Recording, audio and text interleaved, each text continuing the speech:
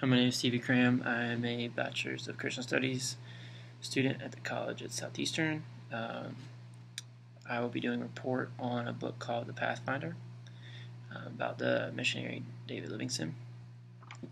The book David Livingstone, The Pathfinder, is a biographical book of the great missionary and trailblazer into the interior of Africa. Before March 19th, 1813, in Blantyre, in Lincolnshire, Scotland, David Livingstone grew up one of many siblings. He also grew up in a poor household. His father, Neil, was a tea salesman and did not make enough to take care of everyone, so at the age of 10, David went to work at the cotton mill with his brother. There they worked 12-hour days, working with broken threads on the spinning machine. As a young man, he learned about a medical missionary to China by the name of Gutzlaff. David at that point made it his dream and goal to be just like Mr. Gutzlaff. He began to save in order to take classes, and during the duration of these lectures, he wrote a letter to the London Missionary Society. He received an invite by them to come train at one of their medical locations in London, and then they would send him off as a missionary. However, a war broke out in China, and he would not be able to go to that area. So soon after this, he heard a man by the name of Robert Moffat speaking at one of his meetings, engaged by the mystery and absolute unknown parts of Africa. David was always interested by the idea of adventure. Moffat specifically said there is a vast plain to the north where I have sometimes seen in the morning sun the smoke of 1,000 villages, where no missionary has ever seen. David Livingstone immediately replied, I will go at once. Livingstone immersed himself in the life of the people to where there were no English-speaking people, so that he learned the Bakwana language perfectly. He began to see the power of the witch doctors over the people of the villages. And there he began to serve among them, and when the witch doctors could not bring the rains, he would show them how to dig canals in order to have water for their gardens. He lived life among the people, and he was fearless in many of those situations. He went to a people group that had earlier murdered a traveling trader. Livingstone walked right into the middle of the camp, ate food with them, and then slept right in the midst of them. He was bold, and this boldness spoke volumes to the people he was serving. Once he was sleeping, and upon hearing a roar of a lion, woke up, grabbed his revolver, and began to shoot at the lion, saving the people whom he was with. From that, they subjected themselves to his leadership and knew something was different about him than most white men.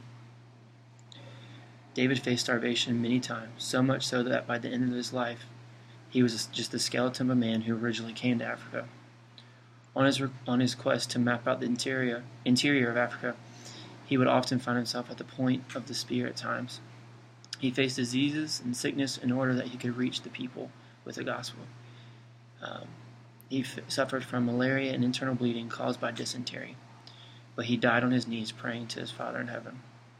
Those around him, out of love and respect, carried his body through the mountains and swamps and life-threatening situations, crossing over 1,000 miles to the coast in order that his body could be shipped back to England.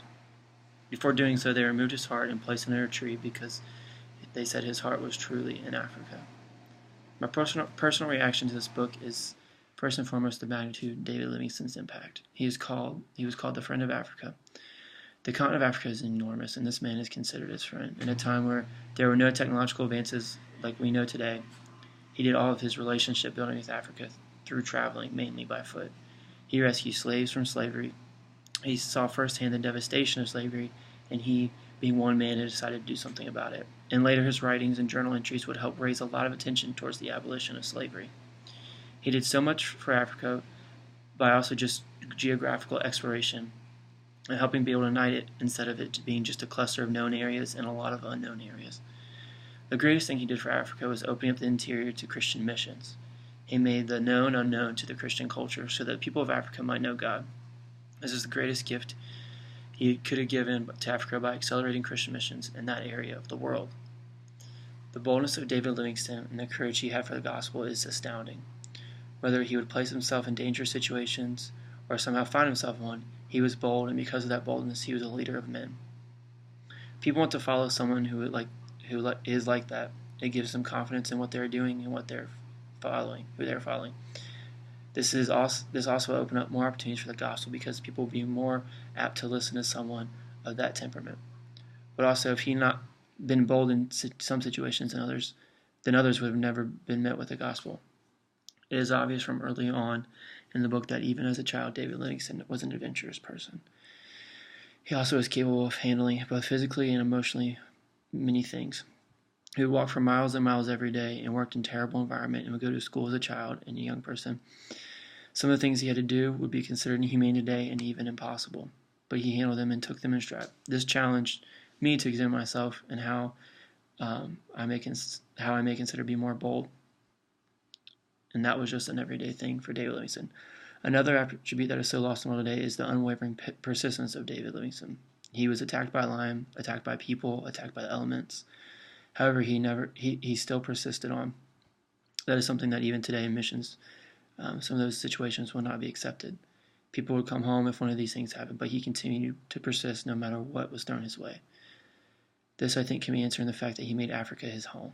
The work which he was about, whatever that took him, he saw as his home.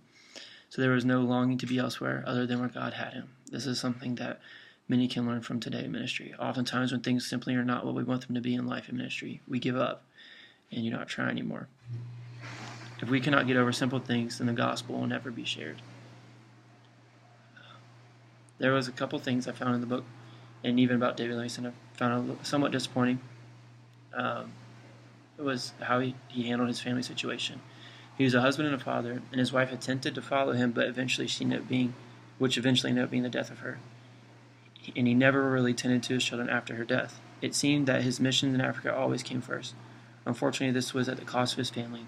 And even though the family unit was not considered the same way as it is now, particularly in Christian culture, but even still, he did fail them as a father and husband at times, it seemed more often than not.